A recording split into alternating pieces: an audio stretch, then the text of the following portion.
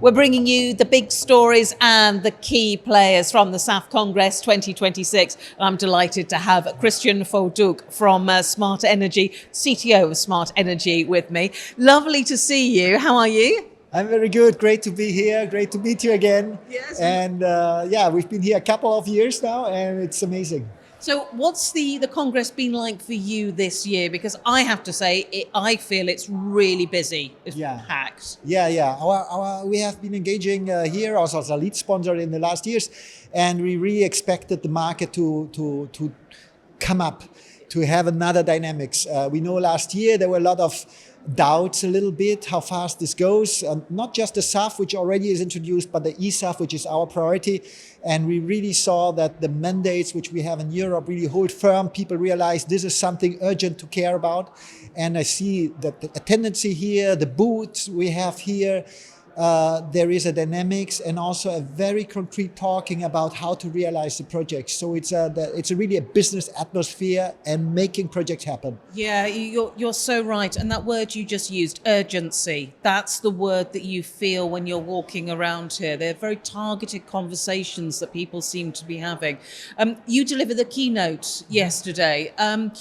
You know, your market appraisal, how you see everything going, you know, what would your message be to the community? Yeah, I mean, the focus has changed. We know that climate change is something coming and we have to deal with it. However, there is this kind of issue about competitiveness, about energy security, about how to just stay afloat in a way in Europe and be in the lead. And with that, competitiveness and energy security is on top of the agenda. And that's this thing which SAF and eSAF suddenly has become a strategic importance for the country and for whole Europe. The point is that we have, by the shockwave we've been through, seen the COVID, the logistical breakdown. We've seen with the Ukraine war how the gas dependency has struck us. We've seen with the Strait of Hormuz how suddenly the fuels are not being transported here anymore. So what is a solution? There is a solution. We have to increase our share of own production of liquid fuels and especially SAF. And why I say SAF and eSAF, I've been to the Munich Security Conference and there the topic defense. So unhappy we are about that we have to increase that so much these days, but it's a vital role of our governments to ensure that we can continue operations, including defense, in a case of disruption. Yep. And eSAF, although it starts small, and also SAF, but also especially eSAF, you can produce locally. You can do that in a way which you can keep your airplanes, your defense, running. So it's a strategic important, which is not about whether or not, whether it's commercially viable or not. It's a must do. And eSAF plays a role in that. I think what's been so interesting is to see, the thrust of those conversations changing, exactly as you say, from the climate imperative, which is obviously still there, but also, as you say, it is that energy security that is now very much coming to the forefront of people's minds. That, and I would also say energy sovereignty. Yeah. Do you feel, just given everything you've said and what Europe needs to do, is it on the right path to ensure that it can be resilient and that by looking at SAF and eSAF, we're not just changing one energy dependency for another? Yeah, absolutely. At Smartenergy and also me personally, I've been engaging in a broad way into the topic of energy resilience. I've been very engaged in Solar Power Europe as board director in the past. We have introduced the topic of flexibility and battery storage as inherent part of the organization of solar power in order that the whole system becomes more resilient.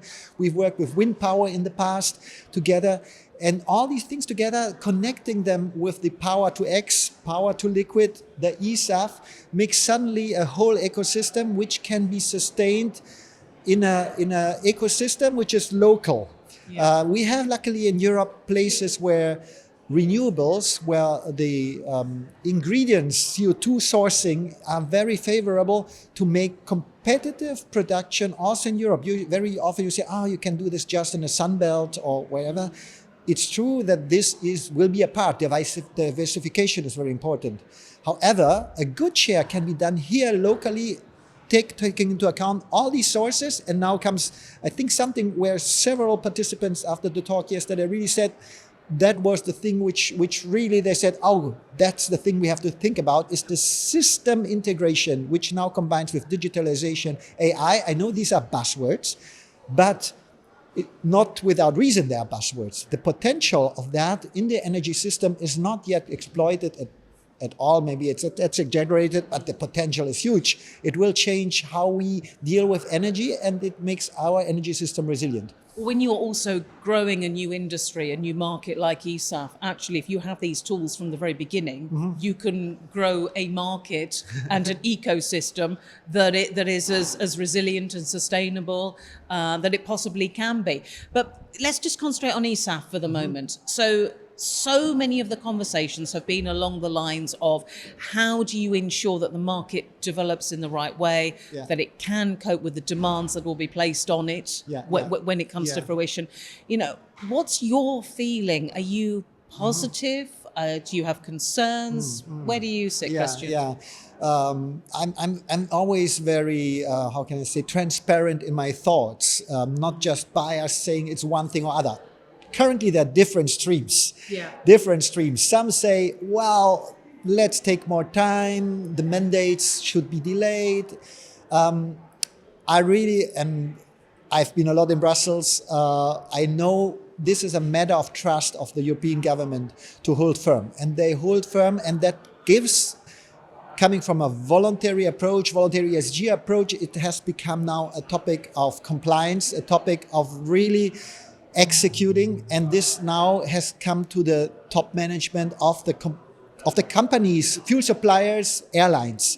So with that, suddenly it's really a top management priority, and based on that, there is a business case to do projects. Right now, the discussions really accelerated. I think 1 year ago, there was still a bit of an uncertainty whether this really happens. I think this year is over about this discussion. There's still little things about flexibility on delegated act, RED 3, how it's implemented. There can be some improvements, which I also support, but the fundamentals are there. It's happening. And with that, we have a basis for our projects to move forward, to get to bankability, to get financing. So all these kind of, besides the technology, which also makes great progress, and there's a long history also of track record already on a smaller scale. Now we are scaling up. But I think in terms of becoming mature in a bankable way, there's big steps happening right now. Yeah, and that's exactly what needs to happen now. We need to get these projects now to FID, really needs to move on. Just one very quick final question. You talked a lot about what has changed in the last year, a totally different outlook for so many people. So imagine us standing here in a year from now. What would you be saying? I would say in a year from now, the last bit of uncertainty on the European way, the Refuel EU, is over, because then the timeline to do projects until 2030 is too close to cannot change anymore. So I think after 1 year, the last ones who are doubting will realize this has to happen. So that's the number one. We even won't talk about it. It's happening. The second thing, we'll see more projects really becoming FID ready, doing FID. And we'll see another growth of this conference here, because already from last year to this year, I saw quite a good development. And I think next year, this will also be clear in more people and more related industries joining in. That ecosystem is growing. A bigger ecosystem, more people and positive conversations. Christian, I look forward to it. Thank you very much for talking to us. Thank you very much. And enjoy the rest of this year's Congress. I will. Thank you so much. Thank you.